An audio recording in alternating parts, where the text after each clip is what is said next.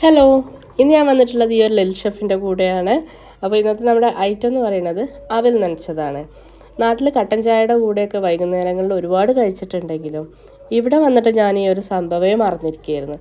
അപ്പം എന്നെ പോലെ മറന്നവർ ആരെങ്കിലും ഉണ്ടെങ്കിൽ ഒന്ന് പൊടി തട്ടി എടുത്തോട്ടെ എന്ന് വിചാരിച്ചിട്ടാണ് ഞാനിത് വീഡിയോ ആക്കിയത്. പ്രത്യേകിച്ചും നാട്ടിലൊക്കെ ഇപ്പോൾ നല്ല മഴയാണല്ലോ. ഈ മഴയത്ത് നല്ല കട്ടൻ ചായയും അവിൽ നനച്ചതൊക്കെ ഉണ്ടെങ്കിൽ അടിപൊളിയല്ലേ.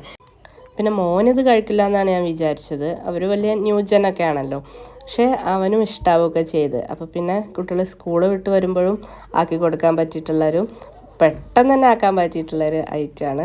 ഫ്ലെയിം പോലും ഓണാക്കേണ്ട ആവശ്യമില്ല അല്ലേ.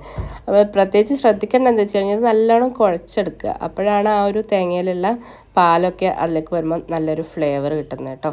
പിന്നെ ഏലക്കയും അതുപോലെ ചെറിയുള്ളിയൊക്കെ വേണമെങ്കിൽ ആഡ് ചെയ്യാം. അപ്പോൾ ഇത്രയേ ഉള്ളൂ ഇന്നത്തെ വീഡിയോ.